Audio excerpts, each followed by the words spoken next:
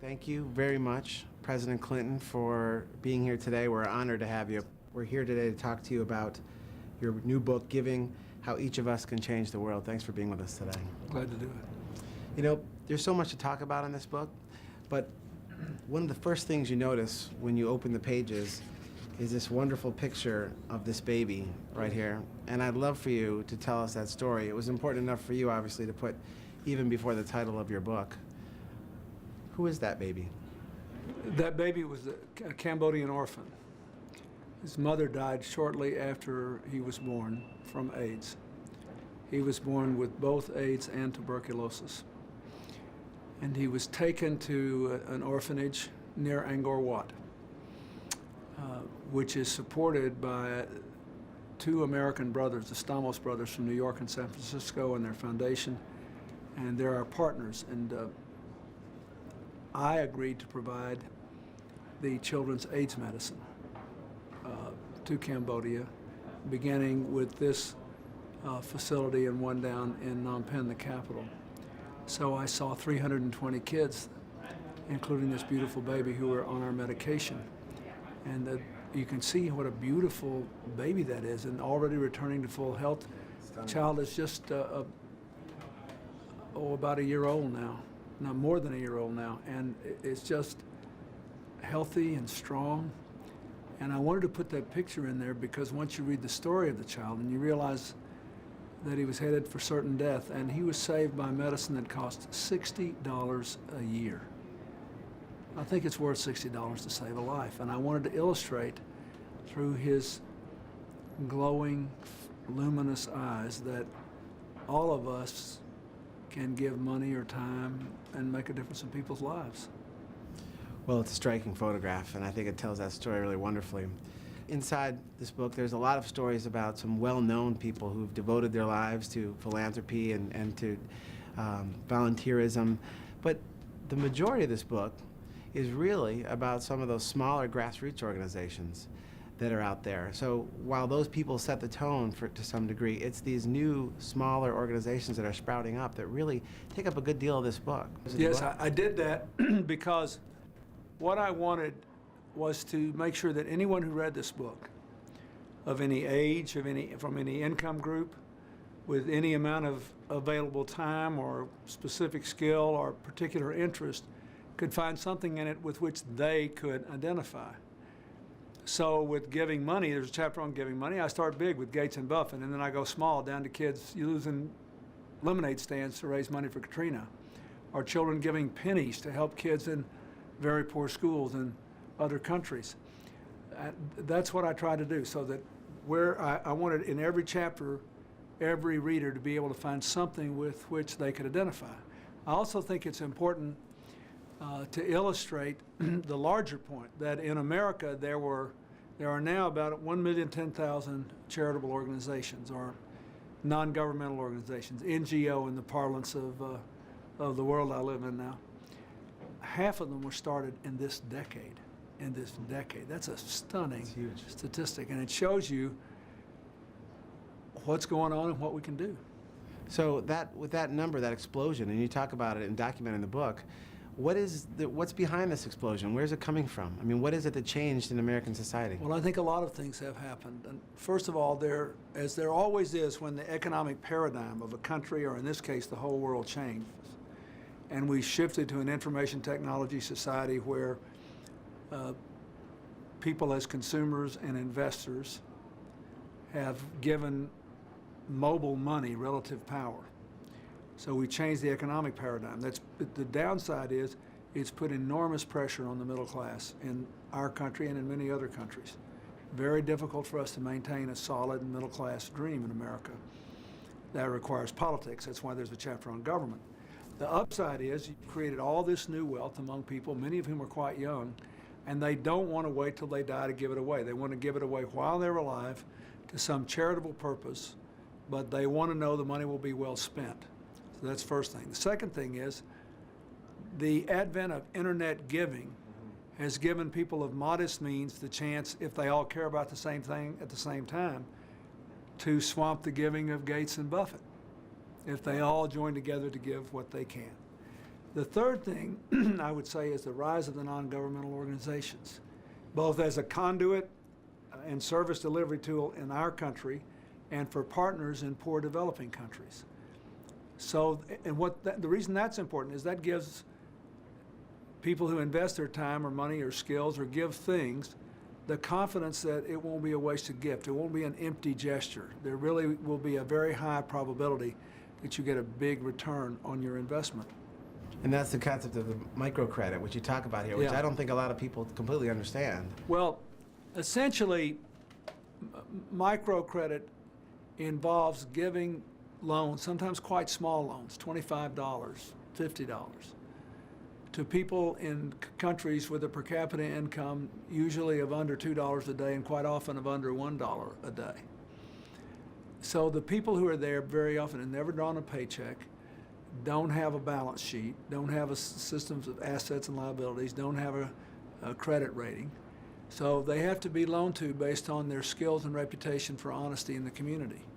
But we know now that microcredit programs that are well managed have a repayment rate in excess of 98%, even in the poorest countries.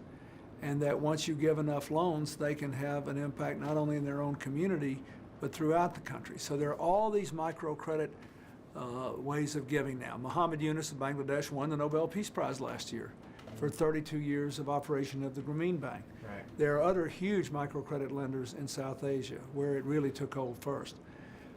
There are big microcredit units around the world. When I was president, we gave about 2 million microcredit loans a year from the U.S. government.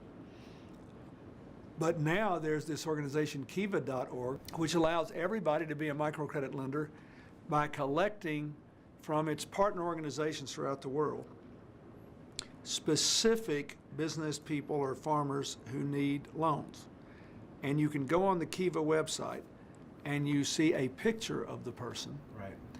often in the work setting, and you get a description of what they do and what they need the loan for.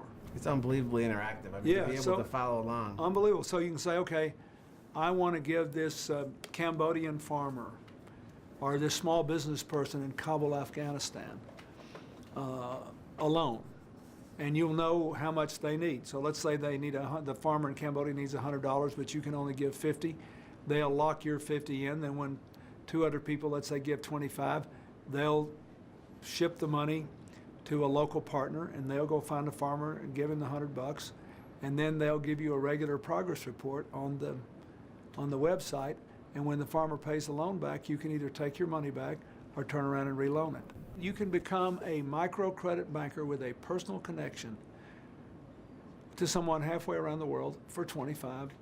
Yeah, it's unbelievable. And it can, $25 sounds like nothing in America, but it can change a lot of lives in other countries. You know, these are things you've learned as you've gone along, and you said in your book at one point that you didn't spend a lot of time thinking about giving, or no more than any ordinary person, and then you got involved in politics, and that consumed you. But you said Hillary, on the other hand, your wife, has always been involved, and in fact was a role model of sorts for you when it comes to giving. She always thought all this kind of work was important. I mean, 36 years ago when I met her, she was working in legal services in New Haven, trying to provide legal aid to poor people. She was always interested in politics, but she never thought she'd run for anything until shortly before she entered the Senate race in New York. So she worked on legal services. Then when we got married and moved to Arkansas, she set up a legal services clinic at the law school where we were teaching. And then she brought a preschool program to Arkansas from Israel, which is now in 26 American states, and I write about it in there. And she organized a lobbying group, an advocacy group for families and children in Arkansas, helped to build a tertiary care nursery at the Children's Hospital, and volunteered to oversee the school standards reform in our state. She was always doing stuff like that. She served on all these American Bar Associations committee, including one on the status of women, designed to help women break through the glass ceiling, which I think is appropriate since she's now trying to break the biggest glass ceiling of them all. Yeah, unbelievable. But, that was her life, and she loved that work.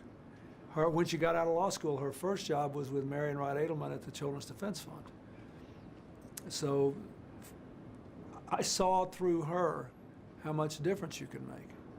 But when I was young and starting out in politics, it required so much time and attention. I didn't really begin to appreciate how work in government and work in the giving world, the private world, could reinforce and complement each other until I became president. Because all these countries were becoming democracies, the former communist countries, lots of other countries around the world in poor areas. They were having to grapple with economic and religious and political conflicts. And they hoped to build civil society, things we take for granted. I mean, a lot of this giving work is the United Way, the Red Cross, the volunteer fire department. Sure. A lot of these things are older than our republic, volunteer fire departments. Benjamin Franklin organized the first volunteer fire department 40 years before the Declaration of Independence. But in a new country or a fragile democracy, having what is called civil society, all these volunteer groups that can keep the politics honest and deliver services whether the government has the capacity to raise and spend the money right or not, they're vital. Mm-hmm. And I saw that. So I really knew by early in my second term that I wanted to do work like this when I got out. It's taken some twists and turns that I didn't expect. And I just thought it would be interesting to share my perspective with people throughout America and the world who are interested in this, to try to see if I could generate more givers. Well, you're doing that, and my last question for you is that you're not the only one. There is a movement out there. You've talked about the explosion. Do you think that the concept of giving, of volunteerism, could become an imprint of this generation, the generation that that's happening right now? I hope so. When I started the AmeriCorps program, I wanted to create an ethic of service and giving in the young people of this country, but over 500,000 young people have served. And it's caught on. Time Magazine's editor recently recommended that we make it universal, that we give every newborn baby a savings account of $1,000 or $5,000 or whatever it was, and it'll grow into $19,000 by the time that person becomes 18. And then if they will give a year of service to the country in the military or in civilian life, then they get the $19,000 to go to college. Right. That is the sort of thing I'd like to see done. I think we need to create this ethic of service. And this generation of young people has gotten a bum rap. I mean, they're the first generation that consistently does more community work than the 1960s generation did. This is the most.